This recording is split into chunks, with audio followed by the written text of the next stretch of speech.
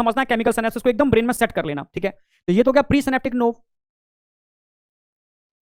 Pre synaptic knob. ये क्या होगा postsynaptic knob, postsynaptic knob, ठीक है। तो प्री और पोस्ट में भाई प्री एक्सॉन का टर्मिनल वाला पार्ट होता है, पोस्ट डेंड्रॉन, ये तो एक्सॉन हो गया, टर्मिनल एक्सॉन, ये डेंड्रॉन हो गया।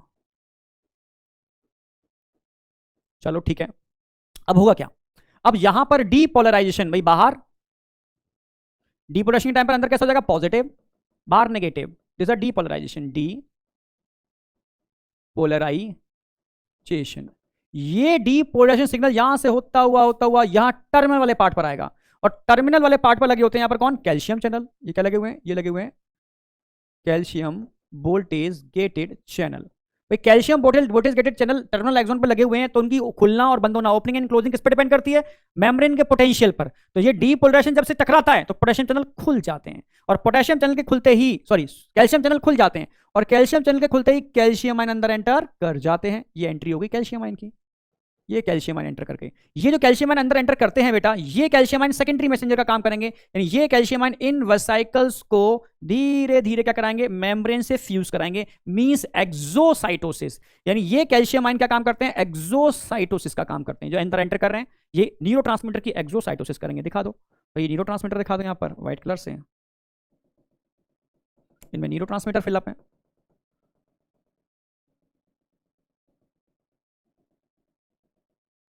ये न्यूरोट्रांसमीटर बाहर आ गए, ये न्यूरोट्रांसमीटर बाहर आ गए और ये बाइंड कर गए अपने रिसेप्टर से, ठीक है। न्यूरोट्रांसमीटर की बस क्या हो रहा है यहां, एक्सोसाइटोसिस हो रही है। क्या हो रहा है बेटा, एक्सोसाइटोसिस,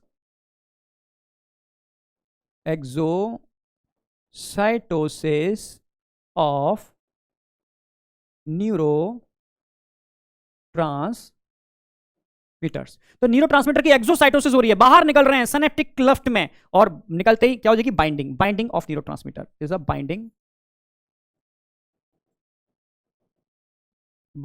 ऑफ न्यूरोट्रांसमीटर। तो न्यूरोट्रांसमीटर की बाइंडिंग भी हो गई, और बाइंडिंग होते ही क्या होगा, सोडियम चैनल्स ओपन कर जाएंगे,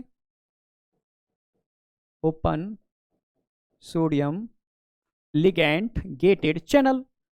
सोडियम एल्जिबी लिगैंड कौन हो गया, न्यूरोट्रांसमीटर, इनकी ओपनिंग करते ही सोडियम आयन की एंट्री अंदर हो जाएगी, सोडियम आयन अंदर जाएगा तो पॉजिटिव आयन अंदर जाएगा तो क्या हो जाएगा, मेम्ब्रेन बिकम डीपोलराइज, यानी एक्साइटेटरी, यानी डीपोलराइजेशन।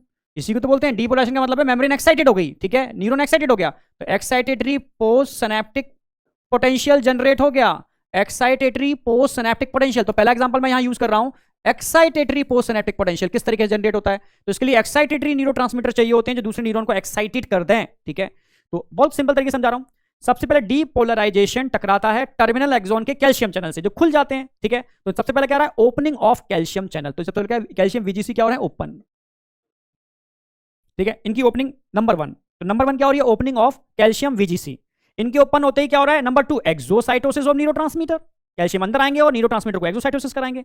जब न्यूरोट्रांसमीटर बीच में आएंगे सिनेप्टिक क्लेफ्ट के अंदर, तो ये दूसरे न्यूरॉन के डेंड्रॉन पे लगे हुए रिसेप्टर से बाइंड करेंगे, बाइंडिंग ऑफ न्यूरोट्रांसमीटर, जिससे ये ओपन हो जाएंगे, और ओपन होते ही सोडियम अंदर जाएंगे, अंदर जाते ही डीपोलराइजेशन, मतलब एक्साइटेटरी पोस्ट सिनेप्टिक पोटेंशियल हो गया। पर हर समय अगर ऐसे ही चलता रहा तो सिग्नल जाता नहीं रहेगा, हमें सिग्नल रोकना भी तो है। तो सिग्नल रोकने के लिए ध्यान रखना है, यहां पर यानी पोस्ट सिनेप्टिक नोब पर, यानी डेंड्रॉन पर कुछ एंजाइम्स लगे होते हैं, इन एंजाइम्स को बोलते हैं एसिटाइलकोलिनेस्ट्रेज। अगर मान लो ये एक्साइटेटरी न्यूरोट्रांसमीटर है एसिटाइलकोलिन, ये क्या है, एसिटाइलकोलिन, ACH, इसको रिप्रेजेंट करते हैं एसिटाइलकोलिन को ACH से, ये एसिटाइलकोलिन है, समझना। तो इस एसिटाइलकोलिन को ब्रेक करने के लिए यहां पर एंजाइम होगा एसिटाइलकोलिनेस्ट्रेज, ये एंजाइम क्या काम करेगा, इस एसिटाइलकोलिन को ब्रेक कर देगा, ये एसिटाइलकोलिनेस्ट्रेज, इसको रिप्रेजेंट करते हैं ACHE, acetylcholinesterase enzyme, always present on post synaptic knob. ये एसिटाइलकोलिनेस्ट्रेज इसको तोड़ेगा, किसमें तोड़ेगा, एसीटेट एंड कोलिन के अंदर।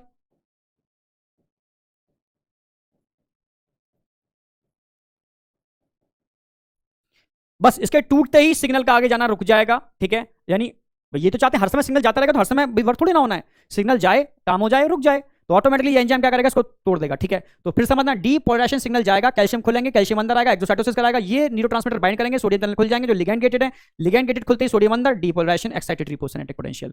पर इसको रोकने के लिए इनको ब्रेक करना होगा, ब्रेक करने के लिए एंजाइम चाहिए, एसिटाइलकोलिनेस्टरेज एंजाइम, एसिटाइलकोलिन को तोड़ने के लिए टूट जाएगा। ठीक है, सिग्नल जाना बंद। इतना ही नहीं, अब वापस उसको बनाना भी तो है, तो एसीटेट की तो रिक्वायरमेंट नहीं है, पर यहां पर कुछ टनल प्रोटीन्स होते हैं। कौन होते हैं? Tunnel proteins. ठीक है, दिखा देते हैं, जो टनल का काम करते हैं, ट्रांसपोर्टर प्रोटीन भी बोलते हैं इनको। तो ये ट्रांसपोर्टर प्रोटीन क्या काम करेंगे, देखो इसको अच्छा यहां दिखाते हैं। ये ट्रांसपोर्टर प्रोटीन क्या काम करेंगे, ये ट्रांसपोर्टर प्रोटीन इस कोलिन को वापस अंदर पहुंचाएंगे। ये अंदर कोलिन अंदर आ गया, कोलिन अंदर आएगा तो क्या होगा, कोलिन अंदर आएगा तो आप जानते हो माइट्रो, जब आपने क्रेब्स साइकिल पढ़ा होगा तो एक इंटरमीडिएट पढ़ा होगा जो माइटोकॉन्ड्रिया के अंदर बाहर मूव कर लेता है। ठीक है, इसको बोलते हैं acetyl coenzyme A, acetyl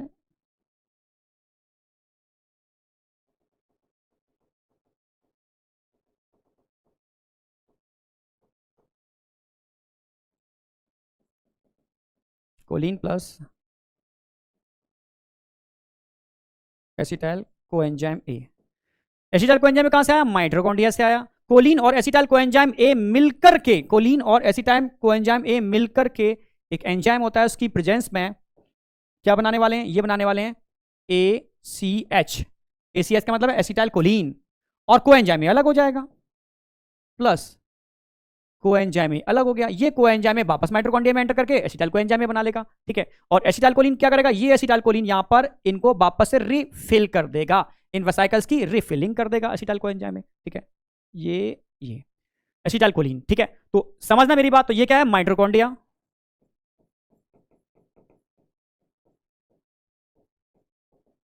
mitochondria ये किसमें इन्वॉल्व होता है, responsible for formation of acetyl choline,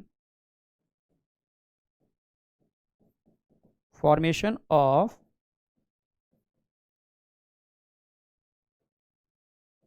acetyl choline, इसको ACH से रिप्रेजेंट करते हैं। तो क्वेश्चन आएगा कि एसिटाइल कोलिन के फॉर्मेशन के लिए कौन रिस्पॉन्सिबल होता है, एसिटाइल कोलिन के फॉर्मेशन के लिए माइटोकॉन्ड्रिया रिस्पॉन्सिबल होता है। ठीक है, किस मैकेनिज्म के थ्रू, अब यहां पे एंजाइम का इन्वॉल्वमेंट कौन सा है, भैया एंजाइम भी तो बताना पड़ेगा आपको। तो यहां जो एंजाइम है उसका नाम है बेटा ACE, sorry cat, CAT, cat.